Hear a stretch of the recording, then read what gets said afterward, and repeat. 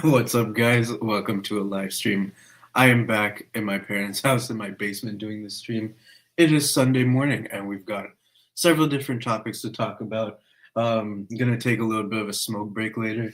I'm gonna have to do that outside. I can pretty much position this camera in a way where you can watch me do that in a minute. But yeah, let's jump into what I felt like talking about. Um, I wanted to get TV fights done, and I did. 6 episodes done in this time span. So, and I also got the short film The Dinner Party done. So let's talk about that for a second. I think I said before I want to take a break from making short films until I actually get blessed with a really good concept instead of sitting at an outline and brainstorming ideas for it like I have been doing for the past 3 years, trying to write more professionally, not just writing for journaling or whatever. Um, and I also realized it is half the outline, and a big component is also the spontaneity. The outline is very important to be as detailed as possible, but also a level of spontaneity of actually shooting the thing. For example, for a dinner party, I was not expecting act one, act two, act three to look the way that they do. Some of the editing flow things that happened to come together were a bit of a miracle. Some of those things I really had to work towards the flow of it. And yeah, I'm overall very happy with it. If you're subscribed to me, you probably saw I uploaded and re-uploaded, deleted and re-uploaded about 7 times in a day. That's because as a nitpick perfectionist, even though I try to convince myself for the past year, perfectionism isn't real. Um, it's just each time I saw different things with the color correction when a lot of the scenes I put through DaVinci Resolve. I used about 3 different LUTs. Let me see if I couldn't remember. I wrote down at some point. I'll get to that in a second. But anyway, yeah, 7 different times I deleted and re-uploaded that video in the span of a day because I was just noticing different shots just looked too purple, too blue. So I had to fix that. Yeah, that's crazy. So that tells you why when I learned DaVinci Resolve in early 2024 and I hesitated to use it at all in 2025, barely did in 2025. Because yeah, like a lot of editors, I gotta pick my nose real bad, itch my nose. All right. A lot of editors that make videos on YouTube will talk about how friggin' LUTs can almost ruin a shot, so ruin your film sometimes. And they have just as much, if not more, experience than me saying that. And I absolutely agree. I'm seeing a lot of evidence of that to this day. So I am gonna hesitate to use LUTs in the future, unless the 3 that I used, I believe it might be 2 down to 2. Let me tell you guys the names of it real quick. I don't need to open DaVinci Resolve for that. I wrote it down somewhere. But anyway, the bright one that I use is like SLR something linear to it's linear to SLR for the brighter shots, and then for the sort of more saturated ones, I went with what was it? What was the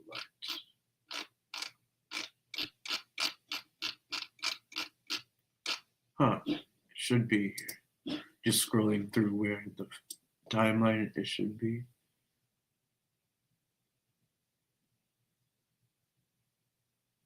Sony S-Log 790 for the more saturated shots, but uh, it's like you're thinking in mind which shots will look good with that LUT, and a lot of shots with this LUT, the Sony S-Log 709 LUT, it was only usable for like 4, I think, and like the rest of the shot ideas I thought it'd be usable for. I ended up no, I had to delete it and use the original or use a different one mostly because it was making it look too purple or too blue, and Final Cut Pro is already known for that bluish purplish tint. So I'm not 16 anymore. I don't find that very cool, even though a lot of shows, a lot of my favorite shows like Breaking Bad will have a bit of a purple bluish color tint. Like El Camino, I don't always agree with how that movie used a greenish color tint. But anyway, yeah.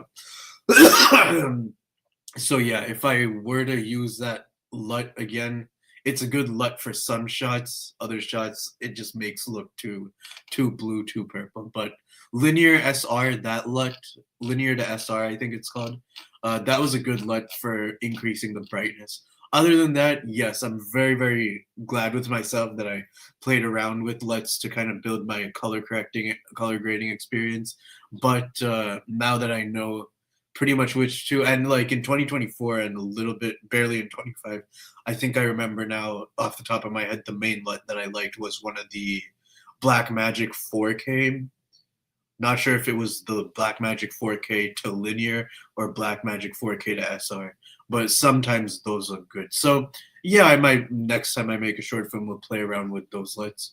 Anyway, but on that topic for a minute, yeah, I'm not gonna actively make a short film. I'm gonna retire from it for a few months. But that being said, still capturing B-roll when I have the free time can always be ending up being used. And in this last short film is actually the first time in kind of a long time I literally didn't use any old footage. This was all new footage from the past several weeks of planning the short film, the past month and a half. No footage beyond a month and a half. That feels really, really good not to rely on my old footage for a while. So you never know. Just whenever you're inspired, like just the light right here, lighting setup right here, I hope I can use as a shot at some point. But I don't want to use it right now unless I have a story to tell. You can't see the lamp. I can't tilt the camera any higher, but you can see that lamp. Yeah, there's another lamp that's too high for this webcam. Anyway, so that being said, I said I'm trying to kind of retire and take a break from it. But that being said, so far, literally, I remind myself some days that this has been the best year of film for me so far this year. Other contenders were years like 2017. 2013 was a pretty good year, and 2014, but 2017 very consistent. And 2016 and 15 were a bit consistent, but I have some projects in mind that didn't end up coming to fruition, like 13 and 14. But 2017 was a really good year. From January to May, I was consistently making YouTube content, and it got about 500 views. And then 2020 was a really good year for content for me. I was very consistent, not leaning into that personality as much. I mean, dyeing my hair red is part of that, still part of me. Some of those aspects are still part of me, but a lot of those aspects of my 2020 self that was a bit more rowdy, I have outgrown and more healthier, but was making a lot of content in 2020, and should be proud of that. Shouldn't have deleted a lot of it. But anyway, that's a whole subject that I've overcome. That was a good year. 2021 was a really good year. So 2017, 2020, and 2021 were really good years for making content. 2024 was okay. I was in class and trying. 2013, I wish I made more, but I made like 3. And then that's when I first thought of TV fights, made like 3 or 4 TV fights and 3 or 4 other random reviews. So 2023 was actually a good year for videos, the first half at least. So, and 2022 was also a good year, but yeah, making these skits for months at a time, pretty consistent that year. And then I also realized in those years dancing, 2019 is when I was getting into dancing, first year of college again after Michael Jackson again. But on video in 2020, once or twice, yeah, at least about 2 times, at least definitely 2 to 3 times I danced on camera in 2020. We'll say 3 times I danced on camera in 2020 after doing it for about a year. Then in 2021, I danced about 4 times in my videos on camera. That felt really good. Yeah, 4 times on camera in 2021. That led to 2022. I feel like twice on camera in 2022. Once in the summer, once in around February. Both times Michael Jackson, pretty much, and Lil Uzi. And then all that practice is what led to me doing the Billie Jean dance by the end of 2022. And yeah, 2023 I danced on camera 3 times. I want to say in my basement. And then once when I was working as a vet clinic assistant, and in the summer by train tracks and by the greenery. It's about at least two. Yeah. In 2024, about twice. How many times did I dance on camera in 2025? About twice, right? In 2025? Yeah, about twice. All right. Yeah, about twice. Wow. So I only dance on camera about average 2 to 4 times a year. And what has it been so far in 2026? I'm not counting Biryanovich because the dance footage in that um, short film actually does rely on old footage from 2021 and 24. So I'm not counting Biryanovich. I danced in Febreze Coke, and I danced in this one. Yeah, it would be cool to dance more on YouTube and practice because I do love practicing dance and as a workout and been consistent with my workouts. I weighed 186 pounds a few months ago. Last time I weighed myself, then I weighed myself yesterday. I'm 175. Yep, it took a lot of work to get here. Yeah, I'd like to lose more weight. Basically gained about 40 pounds of beer belly. Beer, yeah, weight, pretty much, water weight, in the span of 2+ years. So I do feel healthier, but it has been a bit of a self-esteem thing of down on my self-esteem that's been hard to get this beer belly off. About 40, it feels like about 60 pounds, to be honest, of beer belly in that time span. Feels like about 60 pounds, but it's actually 40 pounds because I was 141 when I was nice in 2017, 2018. Then I was 186 at my heaviest. So that's 40 pounds. It felt like 60 pounds and can still feel like 60 pounds. But yeah, at least I lost 10 of that. And yeah, still to this day, so much when my mom tells me to work out more. Doing the workouts that I already do for 15 to 30 minutes a day at home, doing that has taken too much courage. And then my mom telling me to do more, like it's like reverse psychology. It makes me not want to do it. Anyway, enough of that topic. Well, I worked out yesterday for about 15 to 30 minutes. And today would be a good day to take a break because pretty much I've been doing it every day for about a week. Yeah. Last week I worked out a lot. Anyway, enough about that subject. Let's talk about what else I did last week. Catching up with Better Call Saul. Jimmy tricks his brother a lot, goes around the law. But I want to see more evidence of that. That's kind of vague of me to say. Like when Chuck enters the store to prove that Jimmy was there making copies of something. But and then what's it called? That case with the old people in the retirement home. Forgot the name of that case. Yeah, so I'd like to be able to recall more examples like that. Then half the show is Nacho and Lalo and Gus and Hector. That's really cool. Well shot. Yeah, and then what else was I watching? It's been a few days since I watched Better Call Saul, but because yeah, I kind of equally sometimes want to come back to Breaking Bad, and it does feel like at this point I've beaten watching Breaking Bad to the ground. I've rewatched at least 6 to 7 times, but there's still some stuff that makes me want to come back. For example, at this moment in the previous like less than month when I was getting addicted to the show again for the TV fights review, I was really obsessed with what Hank must have been thinking when he discovered Walt was Heisenberg. And yeah, the writers, they could have kept that confrontation all the way till the end of the season, but they decided to do it in the middle. That confrontation, it was you lying two-faced sack of shit. You drove into traffic to keep me from that laundromat. That call from the hospital, that wasn't Pinkman. You had my cell. Just amazing stuff. And yeah, and then what else was I watching? I was watching Dick Van Dyke. The humor of that show is pretty good. I like the setting. It's about TV writers. Mary Tyler Moore is really funny. Yeah, just a traditional sitcom. Might watch it again. And what else was I watching? Jimmy Neutron, another Jimmy. I like the animation, but so sometimes it's a bit slow. That is something to talk about in TV fights when I consider the next episodes. I can talk about episodes of shows that I don't like as much as the other shows I've talked about, and be like talking about why it doesn't work, maybe getting a little angry about it. That would be fun to get into character for that and to consider episodes like that. Because there's a lot of shows that I considered that weren't working out. Like Zoe 101's it's called Michael Loves Lisa.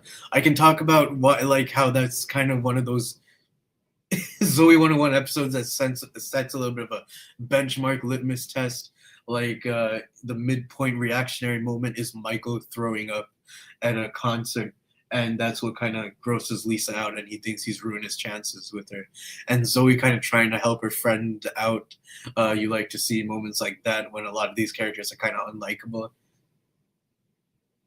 But yeah, Michael puking, it just feels like they would have put in more effort if it was another show.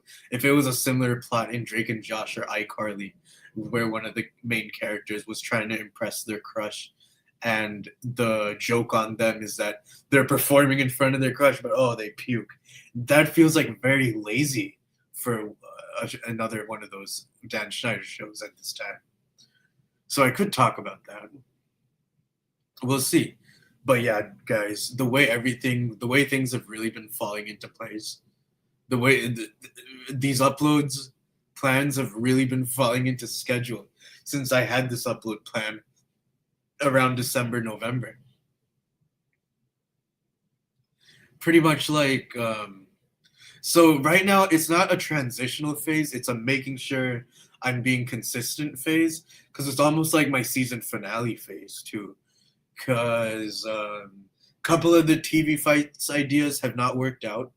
That's okay. It's been like that for years where project ideas, story ideas have not worked out. It's been like that for years. But this year, in the past 6 months, so many video ideas have worked out. But still in that time frame, you'll get there have been a handful of project ideas that I've spent hours on that ended up not working out.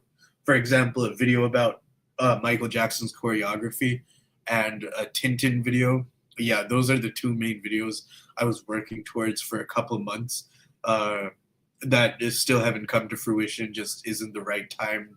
Now that I say it out loud, I could still try to spend more time on those, but I don't want to be working hard in the right direction. You know what I mean? So yeah, that's with TV fights. So for right as of this moment, since completing the last couple of TV fights, a couple of weeks ago and last week, I had to junk a couple of the TV fights ideas because I'm just not in the vibe to review it. But then again, a couple of minutes ago, I just talked about a Zoe 101 episode on the fly. So you never know. And it's still early in the month. Still May 3rd, still feels like early in the month.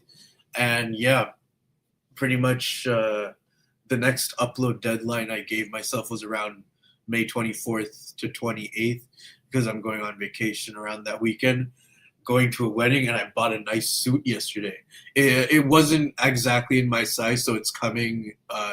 They ordered it, and we pick it up next week. And this is the first time I'm buying a suit since 2016. That darker blue suit doesn't fit me anymore. Otherwise, I would wear it more in videos.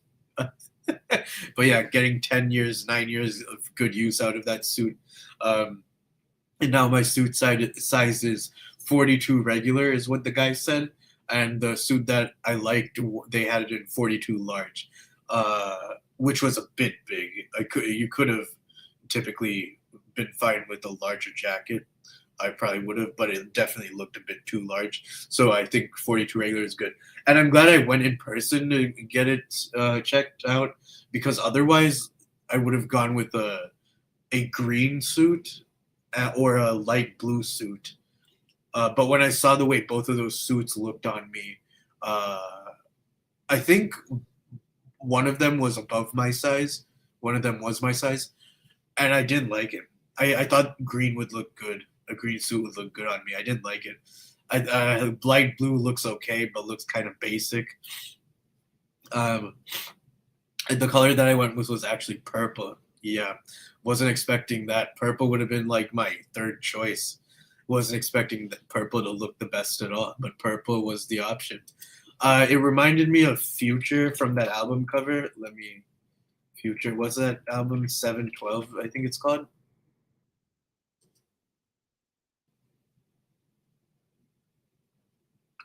He's wearing a purple suit in that album cover, isn't he?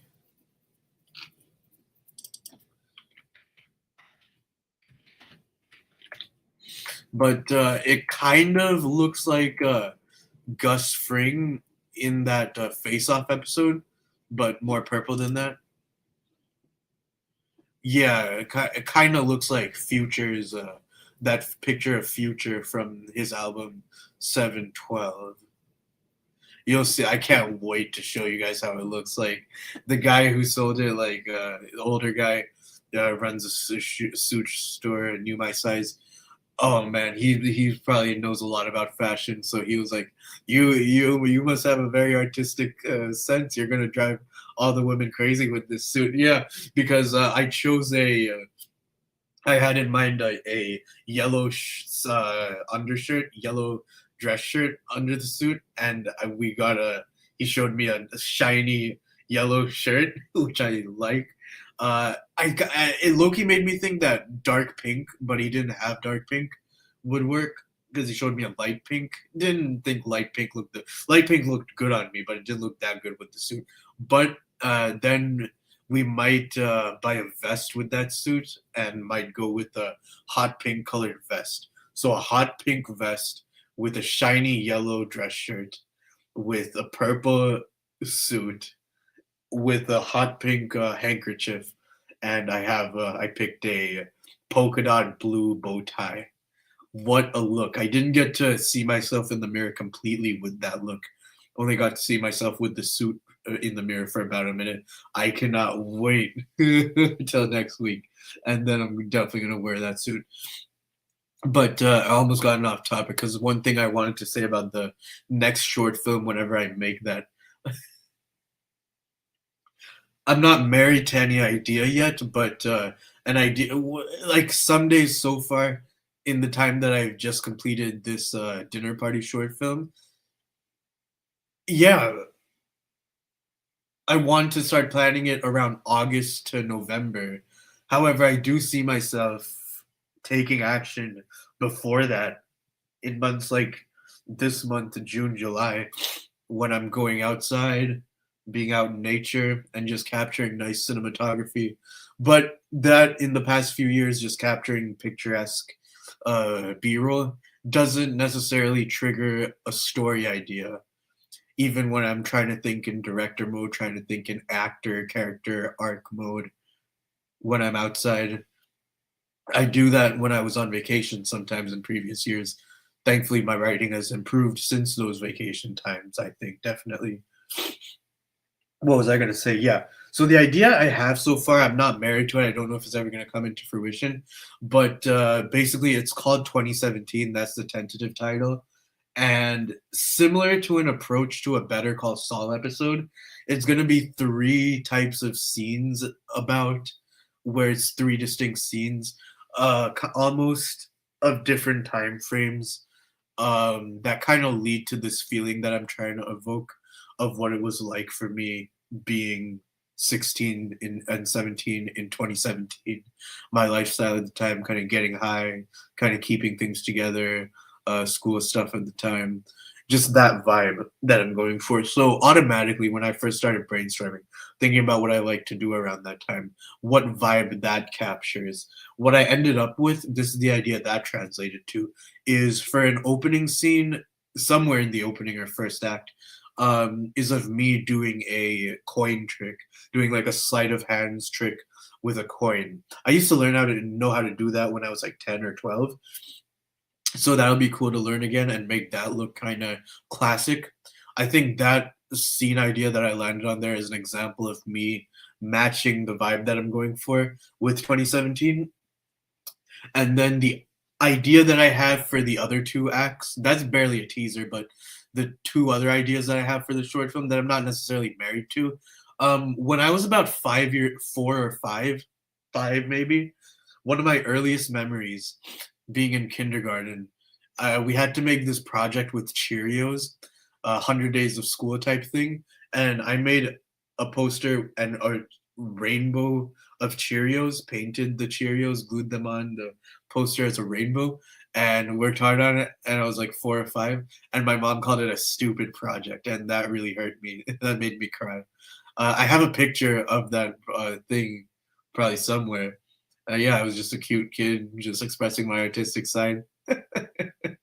So I kind of want to do a scene like that, where it's like mom discouraging my art when I did a good job, kind of painting this rainbow of Cheerios on a poster at 5 years old, and your mom calling it a stupid project, almost as an example of foreshadowing like a dismantling of artistic pursuits in childhood at times. But no, I had somewhat of a good strides of my film passions as a kid. Anyway, so that is an idea for a scene in the short film. As you can see, it's pretty thematically rich, pretty basic of a memory that I could have done in previous years on video.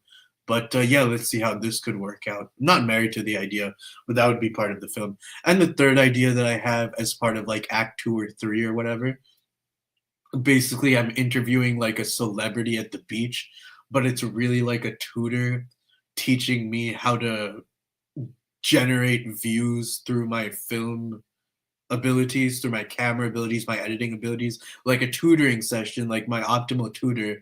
That's why I called myself Jacksonburg Pinkman, because it's like let me explain that name. That's like the inspiration for like the character of my tutor. Like Michael Jackson mixed with Heisenberg. Just that sort of level of ego, uh that level of conviction in what he's saying. Not a liar, but like building an empire. And Pinkman for Jesse Pinkman, like just that inspiration of the level of acting from those two characters mixed with what it's like to build an empire. That type of character would be like the tutor who teaches me to overcome, like the lack of validation from my mother, when she's like, what a stupid project with my Cheerios. And, that was in kindergarten, but that made me default to thinking what I would do in maybe like 2008 if my parents were like being mean to me, if like I wasn't reading at the rate at which kids at my age were reading, and my mom would yell at me, didn't finish my homework or something, didn't do good on my homework or something. My mom would yell at me, and what would I default to doing? Like when I was sad in those moments, probably I'd default to reading like the Jungle Book. What other books did I have? The Time Machine by H.G. Wells, and getting into Tintin for the first time around those years. And I was still into Thomas. I remember when I was like 6 to 8 years old, I was consciously aware. I was like, okay, I might be a couple years older than I should be to enjoy Thomas at age 6 to 8 years old. I was like, I do not care. It's great stuff. Yeah. Yeah. Smoke weed watching Thomas the Tank Engine. Hell yes, at age 25. Hell yes, smoking weed watching Thomas.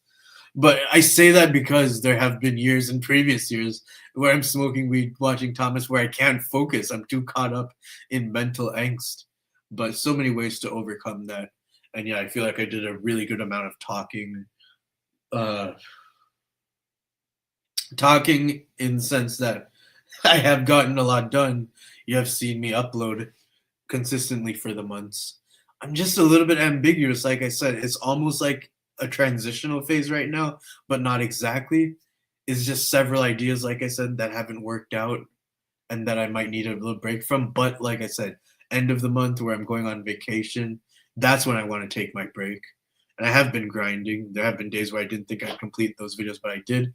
So yeah, just have to keep making myself open and receptive to those good ideas, putting away the short film idea for a while. But what do you guys think of what I said? A tutor that is kind of like Pinkman Heisenberg, that is giving me good advice to generate ideas where I'm able to do cool things like a podcast with a celebrity at the beach. And that's how I overcame the initial struggle as a child where my mom's telling me that my project is crap. That is my premise that I work towards for the next short film if I make one in August to November. Do you guys think that was a good idea that I just pitched? or do you think I should take another break, take a little break to generate the next short film idea? Isn't that great though that I had the intention being like, I'm going to take a break until August, November, but in that time, some days I am going to try to actively generate a good idea. And that was what I came up with. And I'm not married to it, but that isn't just like a first half-baked attempt. It's a little half-baked, but it wasn't just first instinct thing. It was what was the vibe of taking into consideration of what I enjoyed in years like 2017, 2008, 2005, as much as I can remember, because some days I can barely remember 5 things about 2005 to 2008 because I'm 25.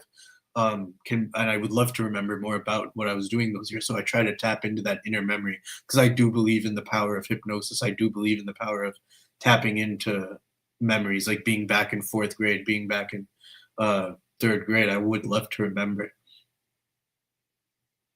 Well, I can barely remember 5 things about 3rd grade, but I would love to remember more. Yeah, man. So that being said, on that note about memory, I've been chatting for about 30 minutes now. I think it is 6:30 in the a.m.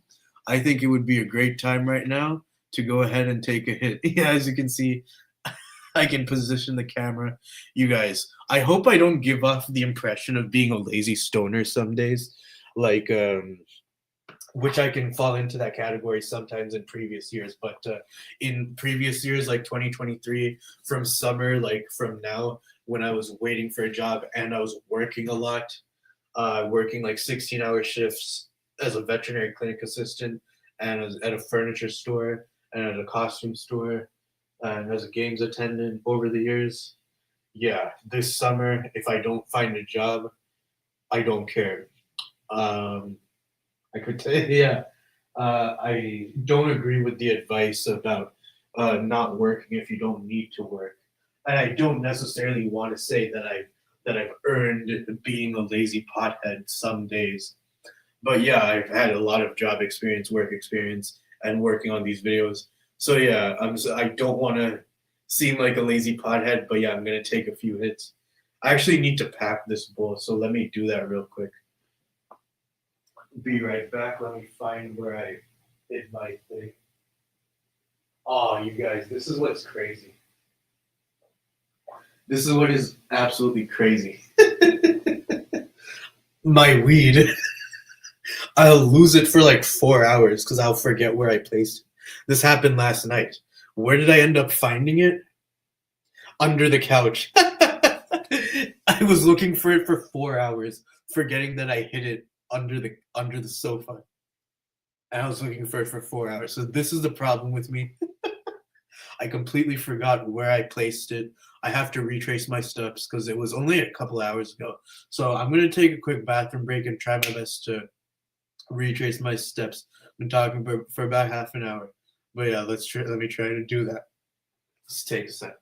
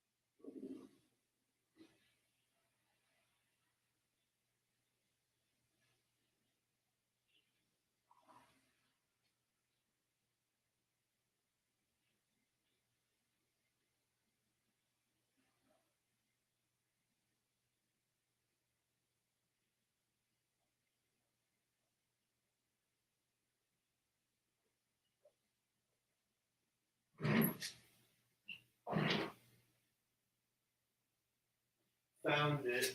Ah, found it. I should have more patience with myself because it was actually in plain sight. It was right on the desk. So yeah, let me pack this bowl. So yeah, guys. Wow. I like the quantity in which I've been live streaming. It's pretty fun. A few more topics I want to talk about in this stream, such as spec scripts, spec scripts. Couple of times, this just randomly just occurred to me. I wasn't planning on talking about this, but a couple times at the smoke shop that I go to near my apartment, um, where I get my stuff for the past year. A couple of times, like me and the one of the main cashiers talk about Bigfoot and what I know about the abominable snowman for a couple minutes. And it's been a months and months since I've done my Bigfoot and Yeti research, so I might want to jump into that conversation a little later. Um, anyway, this is Maui Wowie. Beautiful. Can you see how purple that is? Yeah, purple. When you edit like I do, then your eyes start to adjust to how much stuff, movies, shows, news, whatever, real life nature, the simulacrum, whatever you want to call it, has purple uh, as a tint. Yeah, yeah. Ooh.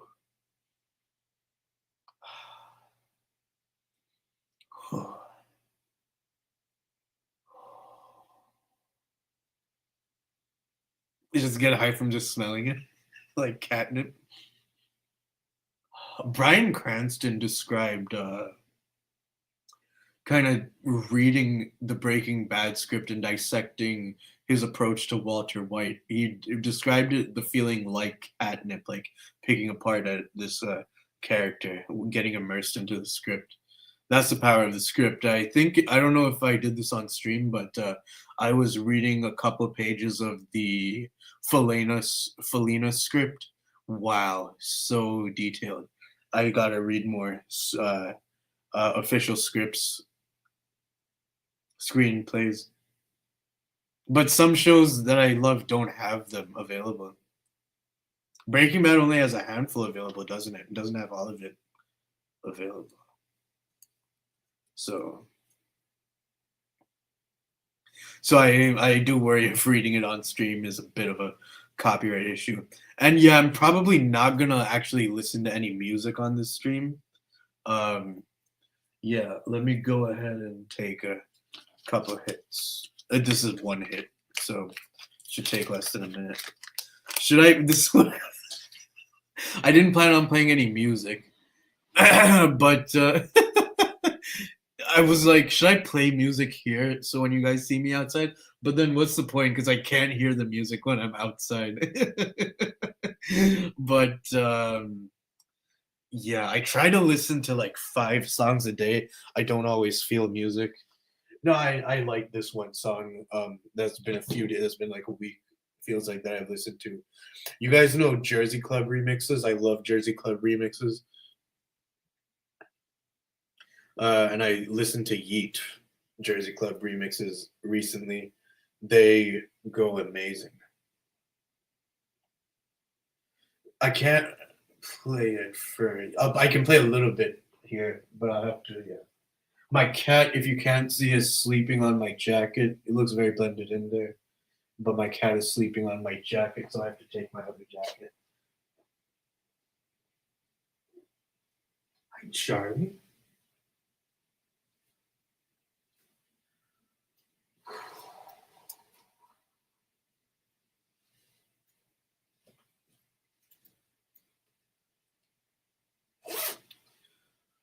It's gonna be a good morning.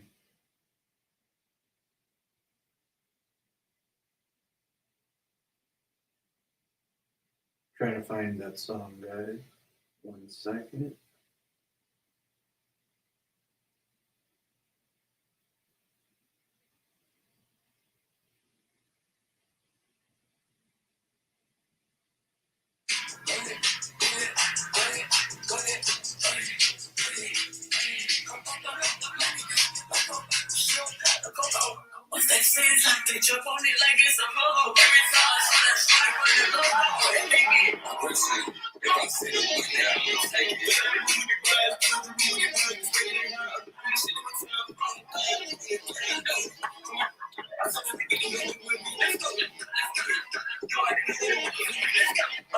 Too tired to dance too well. Let me go smoke.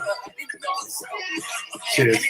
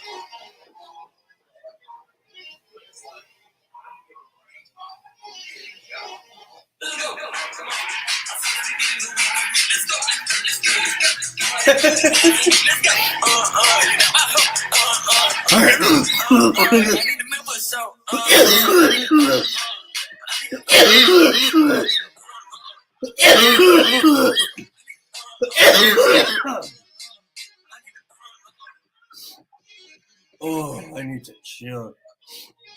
That was one hit. That was one hit. Go loco, loco. Let's do a second hit. Let me play one more song. A little bit.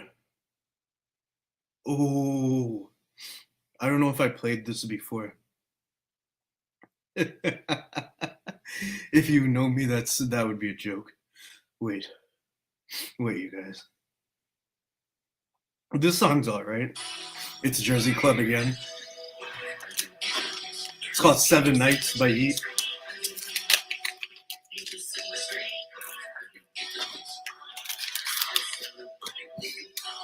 Sorry, you can't see the bud right close.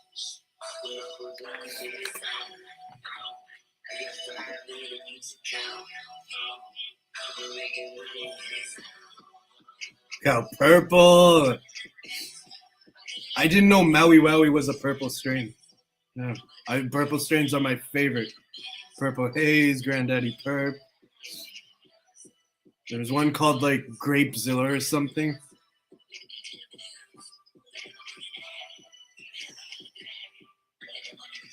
This is a small hit. You probably saw me coughing out there. But... Hit number 2. I'll potentially take a third one. This might be my second or last one.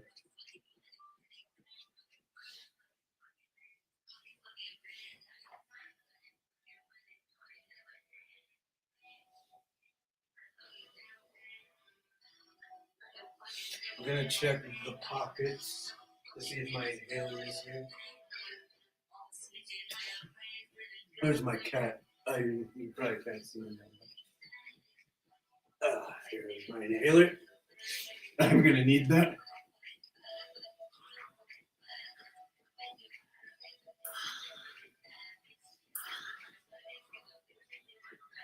I do wish it could be easier for me to quit smoking weed. But anyway.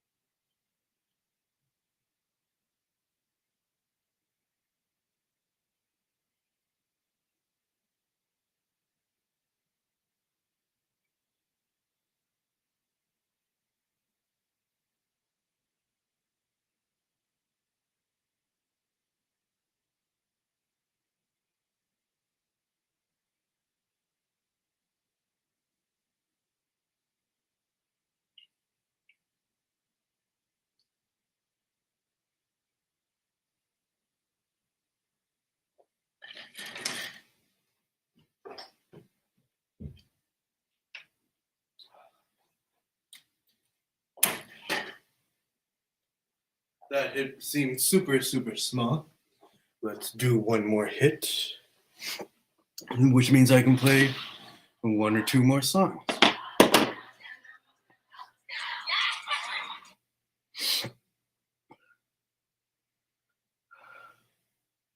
This one's called Rolling.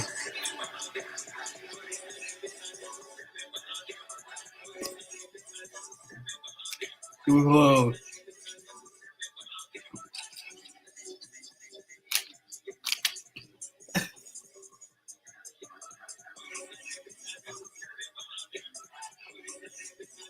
What?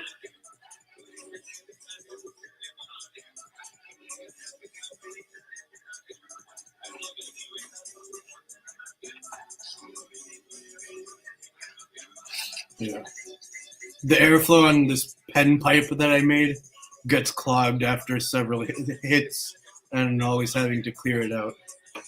This is another pretty small hit, but yeah, moderation, you know. Like I said, I really want to do my best to smoke less, go a few days without it. I went 5 days without smoking around January or February, so that's been a few months now. I'd like to do that again, for real. See, I've been pretty good the past few days of saving about like half a gram. So yesterday I bought a gram and a half, and now it's a day later, and that looks like about a good amount to save for later after this last hit. Yeah, save your stuff. You know what I mean? Save money and stuff. So yeah, this will probably be my last hit because that looks like less than half a gram. You know, it looks like about half a gram. Yeah, yeah. So yeah, that's a good place to do that. Did I hit this inhaler? Yeah, I did, didn't I? I forgot. I guess sometimes I do get higher than I realize. So yeah, maybe I'll do one more hit after this. We'll see how I feel. I'm gonna go through the door.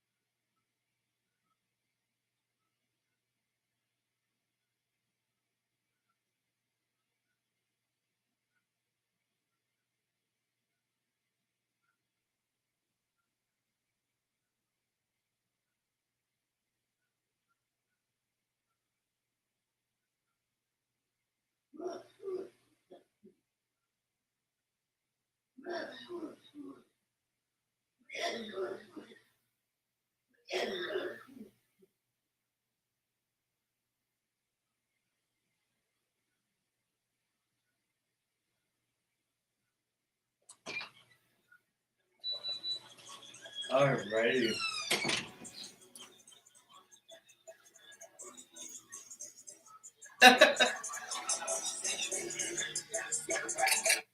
That was cool. Um, I'm going to take one more hit later, but yeah, that was about what almost 20 minutes now of smoking time. So let's shift gears. Yeah, I am adequately higher. Sometimes I'm higher than I realize because after I took that hit, if you saw, it was a decent sized hit. Did it make me cough? I totally forgot. I'm a pretty sensitive cougher with a decently high tolerance. Although I did listen to Subliminals last night to lower my tolerance. It was like 8 hours after sleeping. Anyway, sometimes Subliminals work actually, but yeah, I guess I'm kind of high because after I took that hit, it looked like my cat was right next to the door when my cat is actually right here. Can you see? You can kind of see him. Yeah, right there. It looked like he was next to the door. So safe to say, the high is settling in, I guess. Maui Wowie is a sativa, right? I should smoke more sativas. Yeah. Oh, just needed to take a breath there.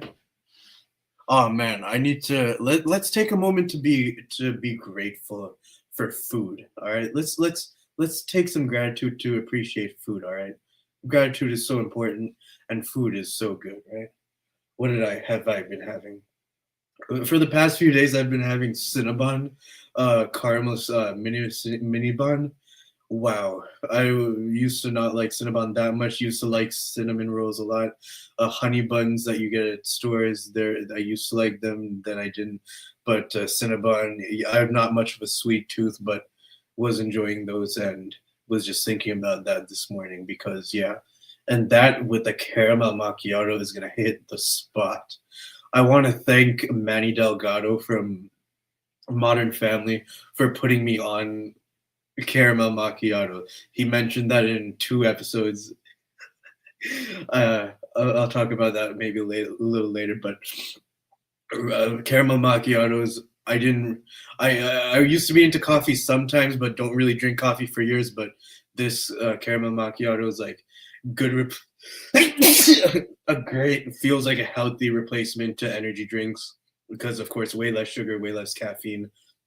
And I was drinking Red Bull pretty much every day for years and years and years. And so replacing that with something like a caramel macchiato was a great idea. So thank you, Manny Delgado. He referenced it in the Modern Family episode. I forgot the name of it.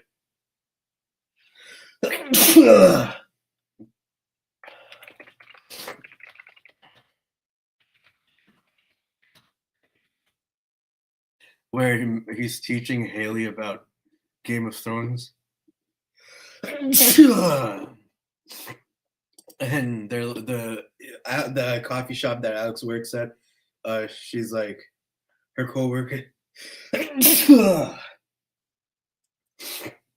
Her coworkers are like this weird 40-year-old comes in and it's Manny. He's like, "Oh hey Alex, I have a double shot espresso, well, caramel macchiato, hazelnut macchiato." I butchered the joke, but I'm sure if I find a clip, I won't get copyright. Whatever. Nah, I don't want to risk it. But yeah, watch that episode of Modern Family. Sorry for all the sneezing.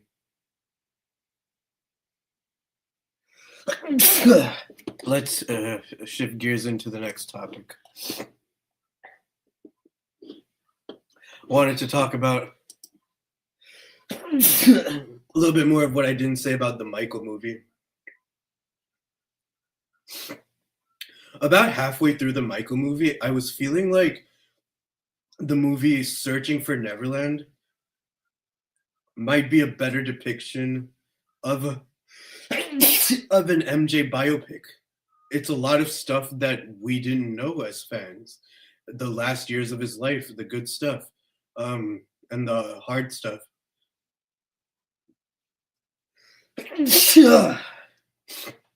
Is it called Searching for Neverland? Yeah.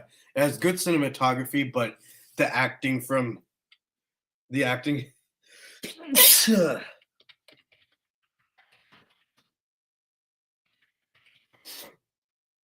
from the guy who plays Michael Jackson is pretty bad.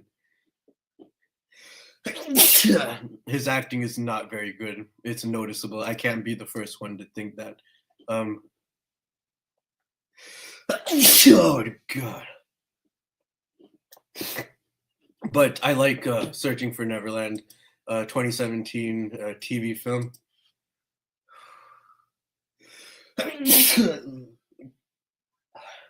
I rewatched it after I watched Michael in theaters because halfway through Michael, I was like, this might be a better depiction. And yeah, like things that we didn't know or kind of knew, didn't know details of, like remembering that one of Michael's brothers drove into his gate at one point. Crazy for money. Wow. Wow. I really hope I stop sneezing. I hate sneezing fits. Morning allergies.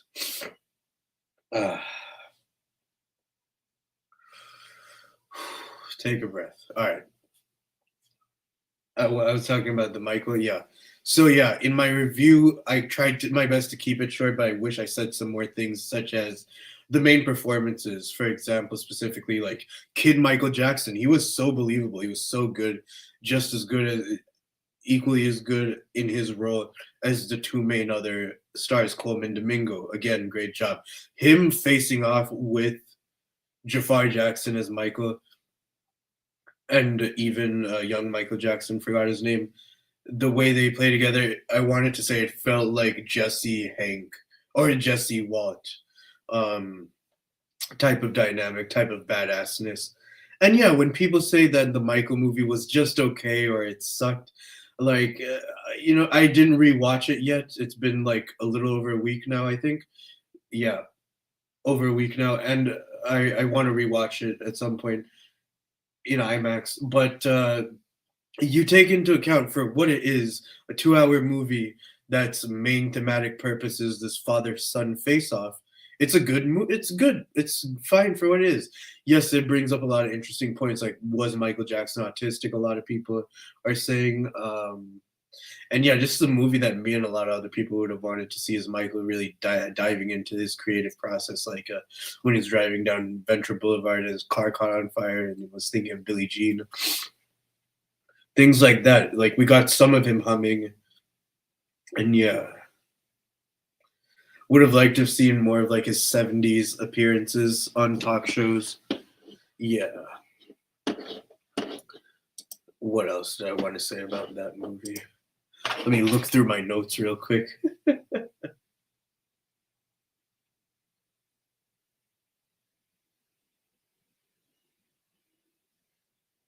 lot of these notes are stuff I already said about Dick Van Dyke, TV fights, Felina.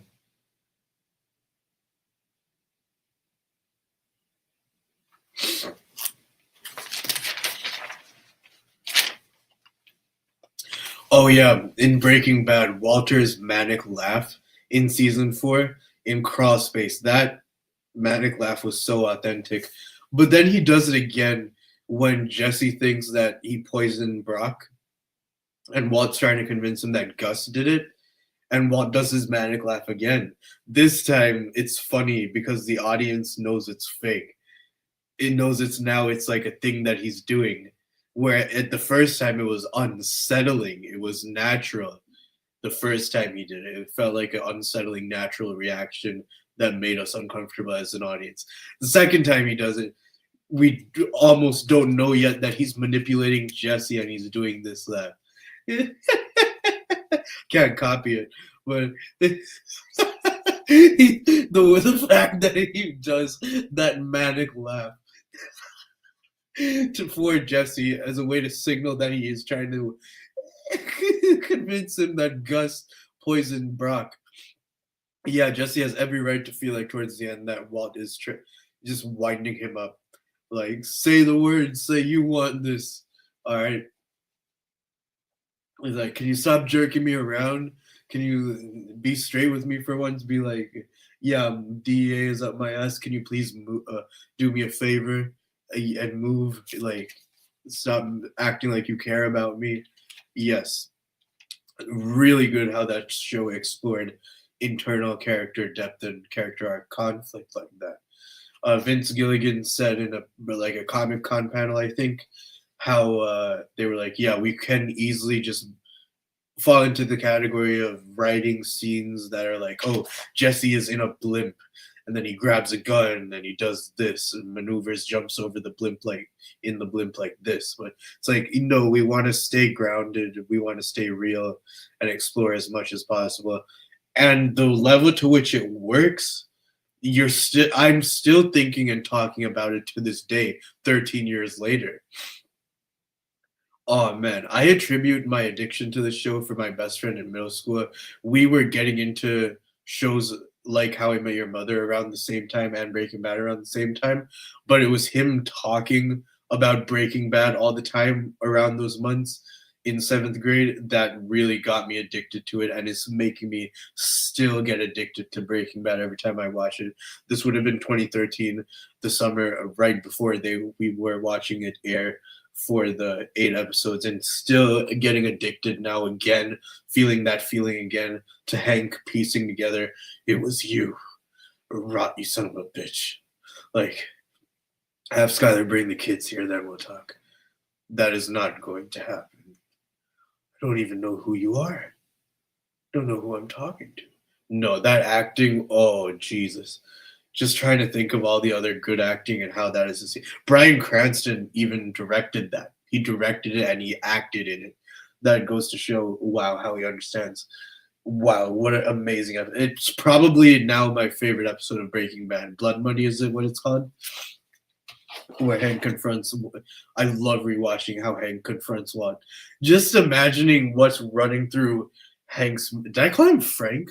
Hank's mind, like the driving into traffic, the way Walt has been acting shady all year, the tape of him stealing the methylamine, um, what he drove up to him during that stakeout, what Brandon Mayhew said. Oh man, you guys. Love Breaking Bad. What else is in my notes?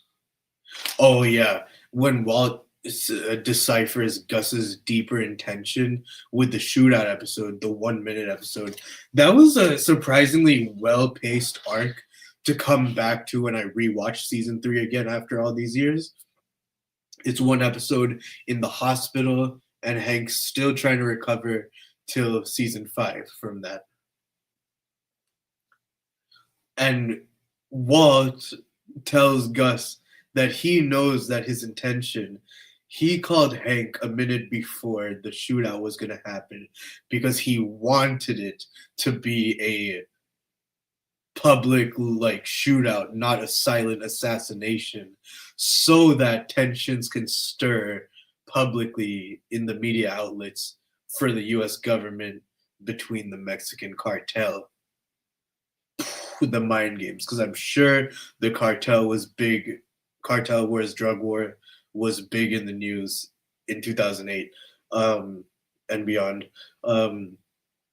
So Gus being like a fictional but also realistic depiction of that is genius. And the whole time these shots in Gus's office is depicted with the face-off foreshadowing, where half their face, Walt and Gus's face, is lit with black light, not lit at all, and lit with lighting, foreshadowing what happens to Gus. Oh my goodness, I love this show.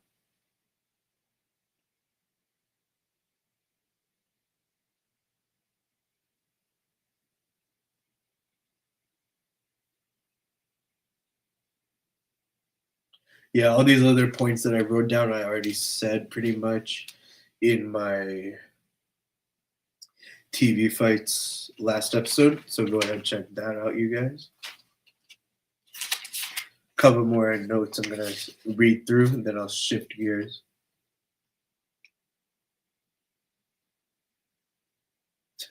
Just an outline for an idea that I have that probably might not get made.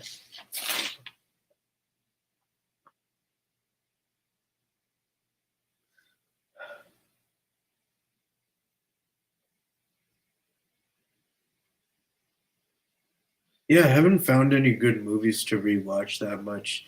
I like some Abbott and Costello. I rewatched Indiana Jones after a little bit. Nothing too special when I rewatch Indiana Jones. Not one of my favorites anymore. There's some excitement still towards Temple of Doom and Last Crusade, but yeah, I'd rather the type of movie that makes me want to go out and make my own movies. But the thing with rewatching Dick Van Dyke or rewatching iCarly sometimes, I think I said before, but I've had the goal with shows like Drake and Josh iCarly. I don't want to rewatch them all the time because I have been. I'd like to probably go towards the end of the year without rewatching it. But I did watch a couple episodes of iCarly over the last week, and that was good. That was all right. What did I watch? iPie, IQ, yeah, IQ, the one where she's trying to impress a guy. I feel like one from season 4 was, I think it was I Sell Penny Teas, which was fun. It's like dark spirited, but it reminds me of What's Funny About I Hire an Idiot, which is a dumb episode, but something about it is kind of fun. It's Always Sunny in Philadelphia, where if you saw the last season episode, where they're trying to impress a literal audience, And so Mac is like trying to hide, trying to be straight. He's deliberately trying to be straight, even though he's come out as gay at this point. And he's like, "Huh, well, I don't know why I'm slightly turned on, but also I'm slightly intimidated, but also turned on." And then Charlie's like, "Oh, that's because I've been collecting Dennis's piss." Mac is saying he's intimidated and turned on from the smell of Dennis's piss. That's amazingly hilarious. All right.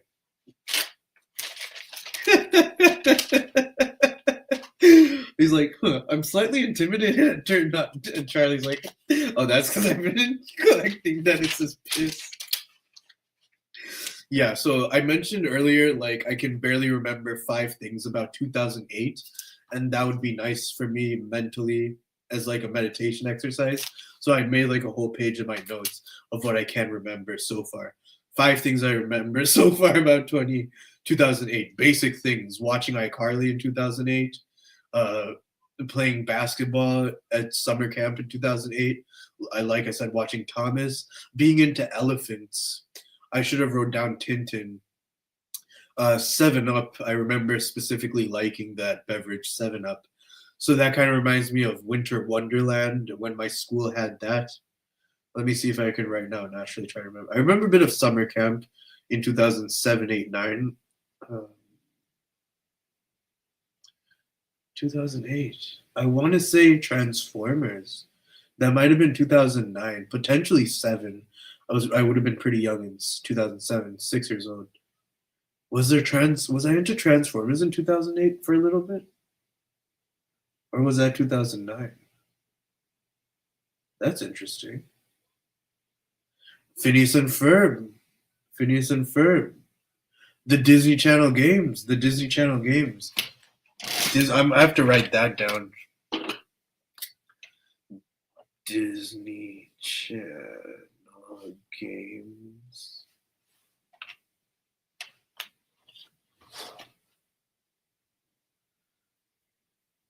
I have to.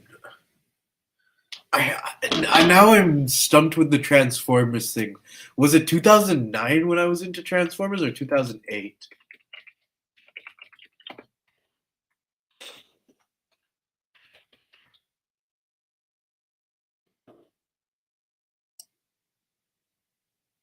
I'm guessing 2009 because Revenge of the Fallen might have been what I'm thinking of that summer. But there was a first Transformers movie in 2007, but it was an Optimus Prime reference. So was Optimus Prime in Revenge of the Fallen? The Constructicons stolen shards. Megatron while tearing up parts to repair his body. Tron returns to the Fallen. The Fallen sends Megatron to his.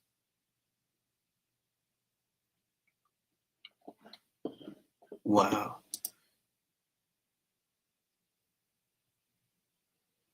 Okay, interesting. There was a writer's strike in 2007 and 8.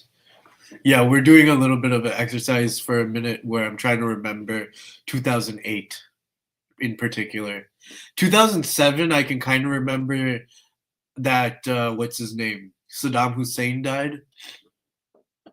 Remember going to India that year? I was 6. Remember watching my cousins dance at a family function.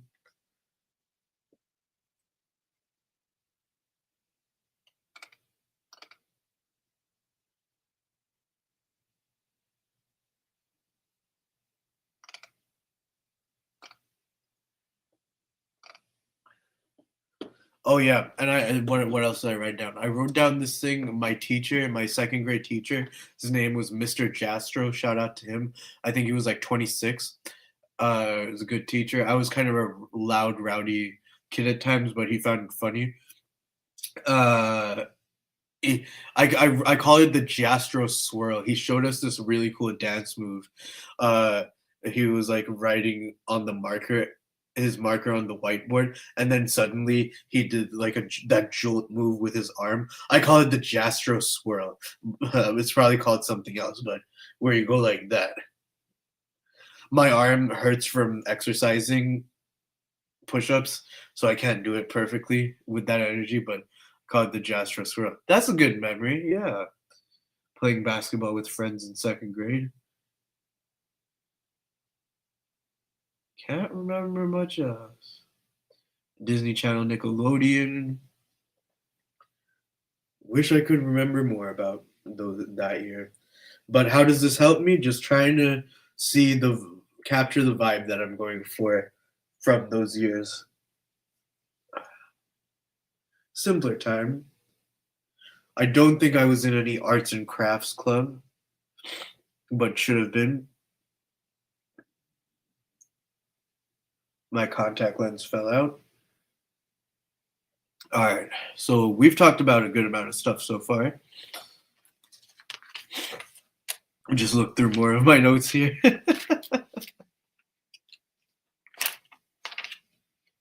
Oh yeah, spec scripts, all right?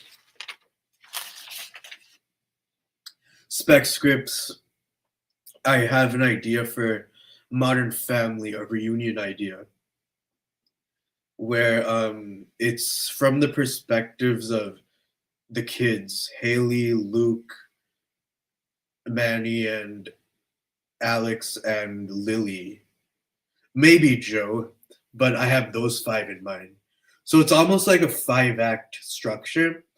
And the idea was it's a little half-baked, but it's being developed since I thought of it. It's all five of them's dreams. Maybe not specifically their dreams, but them in their present state, how the show, if the show was continuing as is 5, 6, 7 years later, them being older, them living their life, and their dream, what they're dreaming about. So I had some concept like Lily is mad at Manny because of he ruined her birthday because of that year of birthdays episode where he made it all about him and his breakup with Sherry. So Lily wants to get revenge against Manny, and Manny's maybe directing a short film, directing a play, and Lily maybe tries to sabotage that. Something to do with Haley and her kids' mom life. I forgot what concept I had for what Ariel Winter's character does. Maybe she has a guy friend.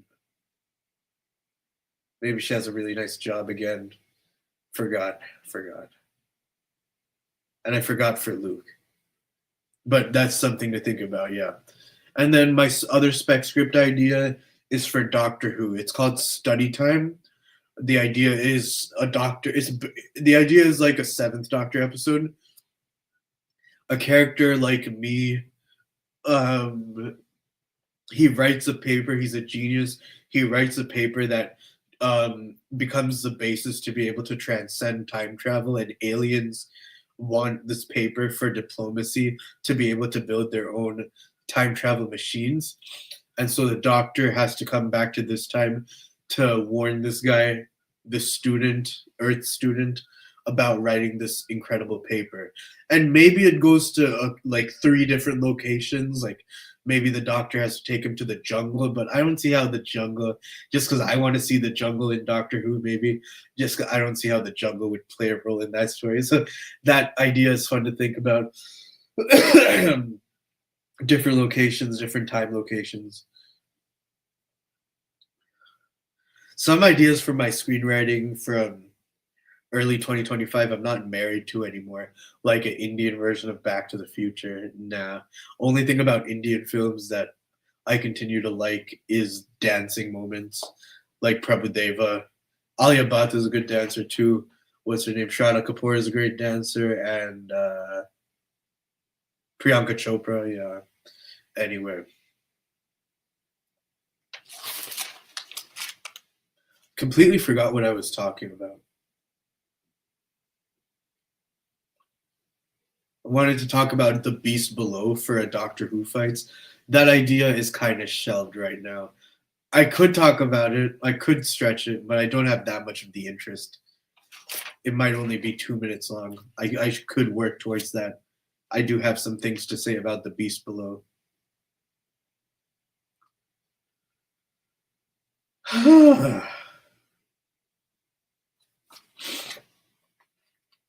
I don't know how often I want to rewatch Abbott.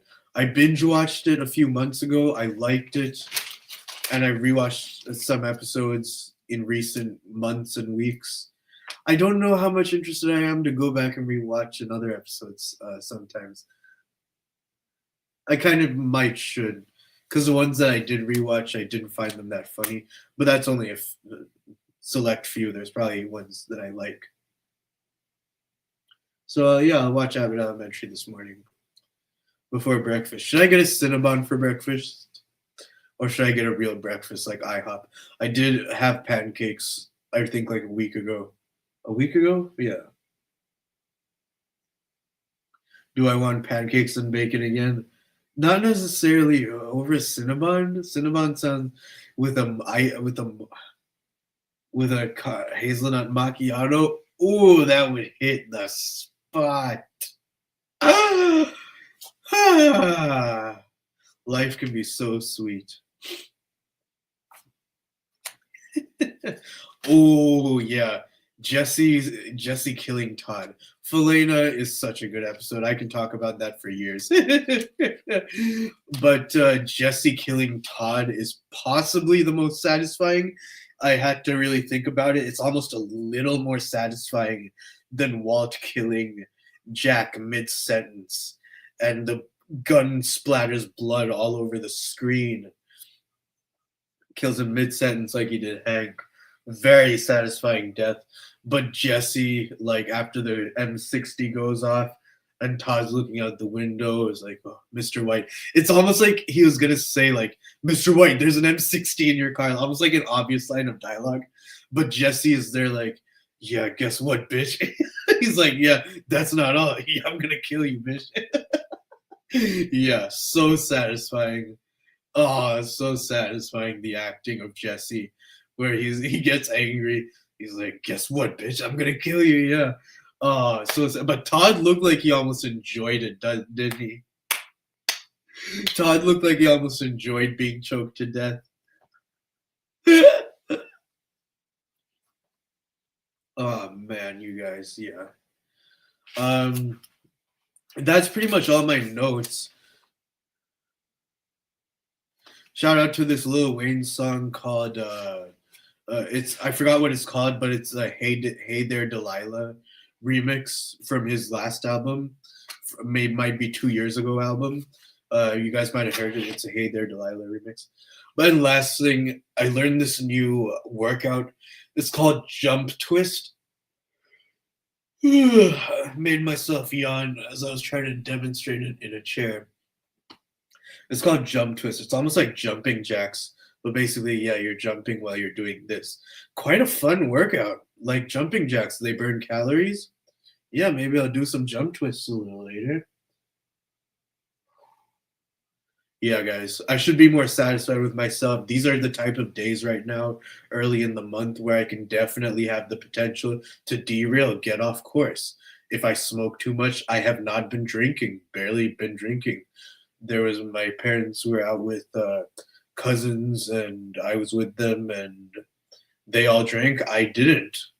The 4 times that I drank from January to February, they were all social situations, twice with family, twice with friends who I don't even talk to them. And now I'm comfortable in those situations being like, yeah, no, I've been drinking.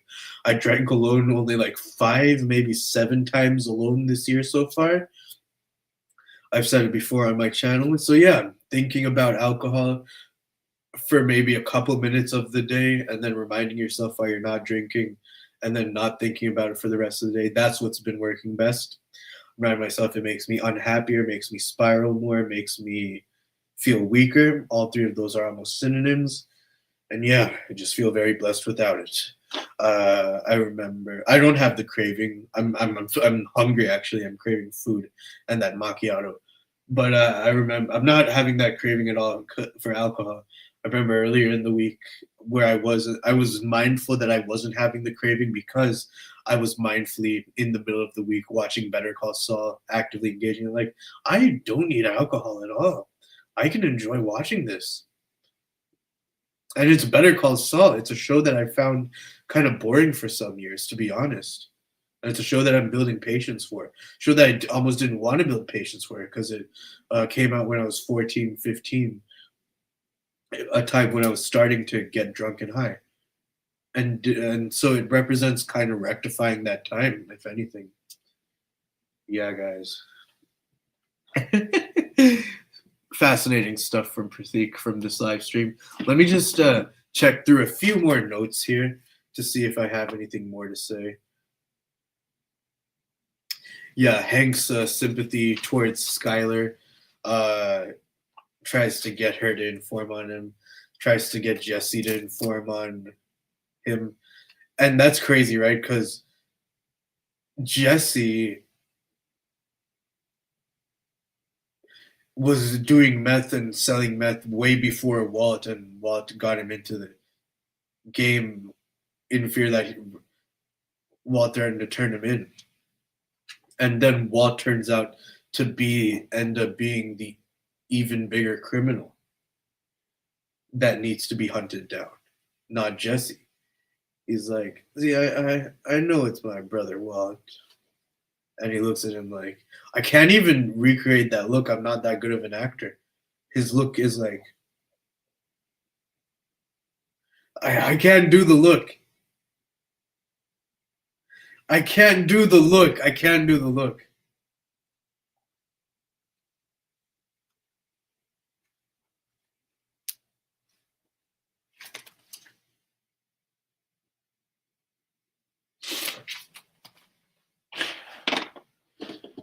Let Hank interrogates Jesse.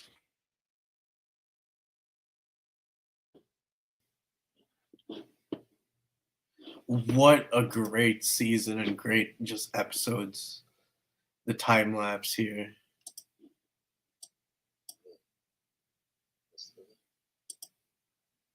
See, I know he's my brother-in-law, Walt. And his look is like, I can't even do it. Such good acting. Are you kidding me? I cannot do that look for the life of me. I'm sure I can show the screen.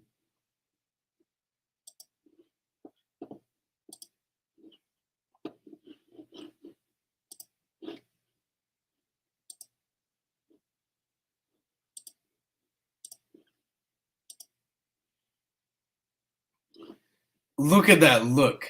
It's like Jesse's like, how did he realize that? Huel was in the next episode or so, it like doesn't react, and Hank is like, nice poker face. But Jesse, he's like, wow, he realized. And then Jesse's like gonna take a breath, being like, I'm not telling you anything. After Hank's like, there's the look. Oh yeah. That's the look. Yeah, he's like, I'm not telling you anything. God damn, I cannot do that level of acting. Wow. That's not even my favorite scene. That's my favorite in the episode, but I just love the confrontation between Walt and Hank. I'm worried about copyright and stuff, so I'm not going to play it. But, oof, it was you. All along, it was you. Yeah. All right, guys. Pretty much I touched on all the topics I think that I wanted to talk about. What am I going to do now? It's very early in the day still, 7:20 a.m.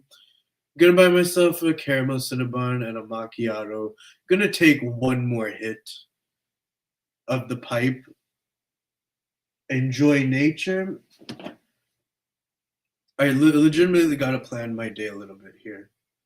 Let me play some of this Yeet song as I shift through my notes and tell you guys what I plan for the day for a minute here.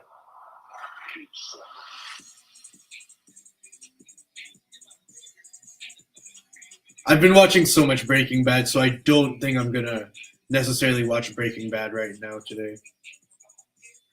I was literally watching it just now.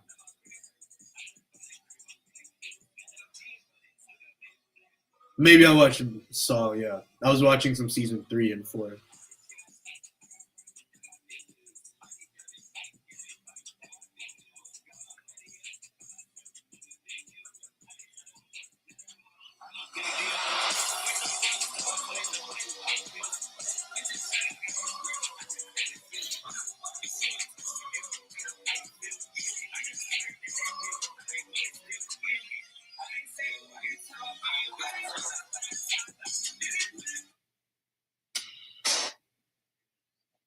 I randomly hit shuffle and you guys heard Billie Jean. That has happened before. It's like reality won't let me listen to other songs other than Billie Jean. Literally one time. Times I go a day or two without listening to new music. I was literally listening to some couple of new songs and something accidentally hit shuffle. My phone, the algorithm wouldn't even let me listen to 2 seconds of a new song without accidentally hitting Billie Jean to play right after. And I have been practicing a lot with that Billie Jean, yes. All right, guys. So yeah, stay consistent with the working out. I was watching some Indiana Jones. Did I already say that? Yeah, let me try to make the task of thinking of how I can get some of these other video ideas done this month as side projects, because it would be so fun to get lost in a side project after doing so good completing this dinner party and these other TV fights. It is Sunday, good time to take a break, but a good time to get organized, really is. Nothing on my notes to get lost into, to get distracted with. I should see that as a real blessing, you know? Unlike something like porn addiction or doom scrolling, which you can fall into some days. And it being Sunday, I don't want to get complacent like that. I want to enjoy my macchiato and food. Don't know what I'm going to do for lunch. Maybe McAllister's, the sandwiches. Probably not Indian food. Had some the other day. Ooh, biryani and spaghetti. That is an underrated combination that I thought of back in August. Not sure if I said it out loud. Probably told some friends at the time that I don't talk to anymore. Oh, I had leftover biryani, goat biryani, as a side with my spaghetti and meatballs. I did that before. It sounds like a very drunk idea, but oh, biryani and spaghetti, either of which as a side for each other. Oh, beautiful. But I had that a couple of days ago. Not going to have that today.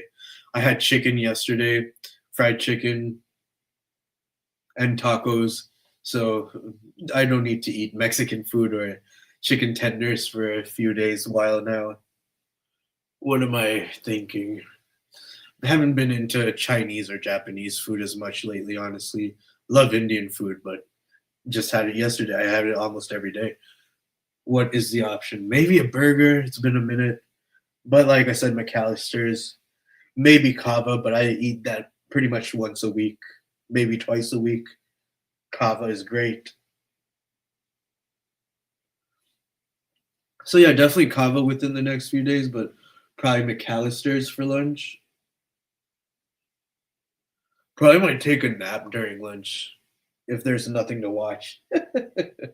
So let me take another couple of minutes to look at my notes to see if there's any inspiration there. Already talked about Gus's deeper intention.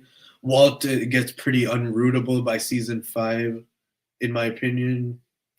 Who would dance on the floor in the round?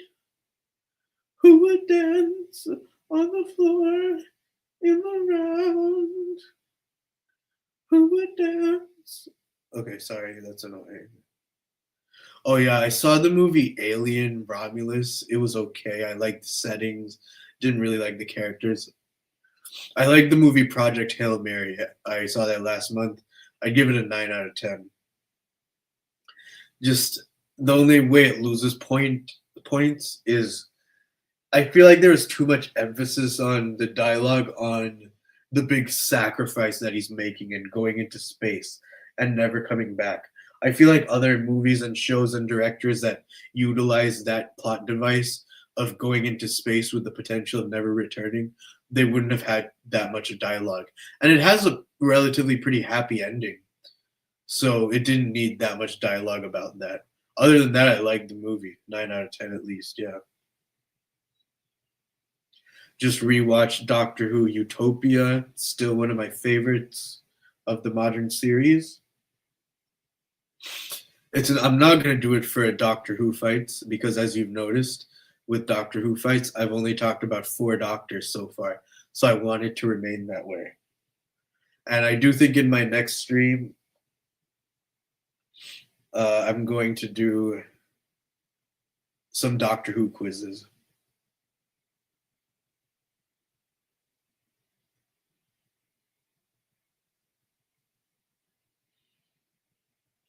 That scene with Pinkman in the meth lab blowing himself up, that's really funny.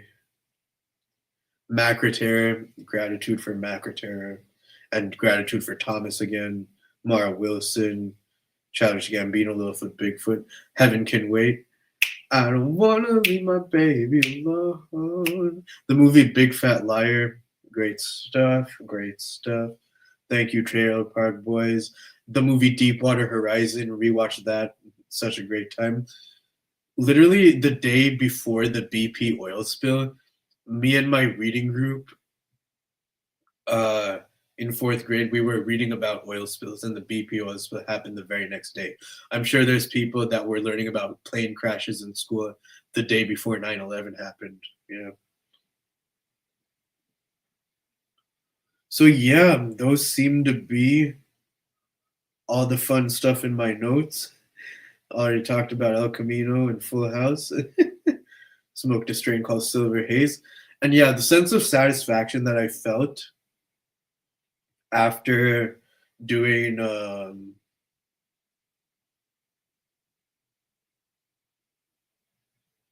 sorry, getting distracted a second.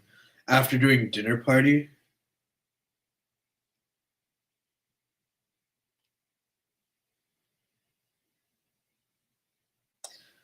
the sense of satisfaction I felt like the trumpets and the Travis Scott antidote. I'm so disorganized with some of my notes because these are like very high thoughts sometimes.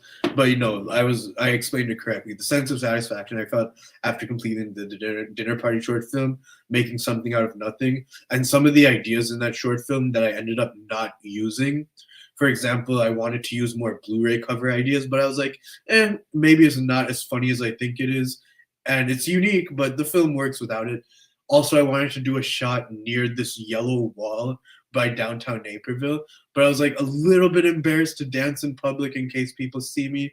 So I was like, dancing in my basement was good enough, but maybe I will utilize the yellow wall idea at some point. It's not bad to step out of the house, to film. Yeah, like I said, didn't rely on old footage. I used the Modern Undead Doctor Who soundtrack music, which I love. Big shout out to that. So happy that I used that. Can't help but think if I showed this short film to my younger self, they would laugh. They would be like, that's nice, Yeah, guys. Like I said, the color correcting was a pain in the ass. I would kind of want to make something like Goofy Shorts. That's been a main inspiration. Goofy Shorts, like a Goofy How to Swim. Act 1 is him preparing to go to swimming lessons. Act 2 is him in the changing room and being shot into the world of into the ocean and the fun animation there. And Act 3 is him at the pool, or actually, yeah, doing the dive and him playing along with the diving figure as he does the fun dive and then getting launched into some paradise. Very fun potential in animation, and that's the type of fun, bombastic, out of this world stuff that I want to see in making short films. That being said, you guys, thank you guys for watching this live stream. See you guys next time.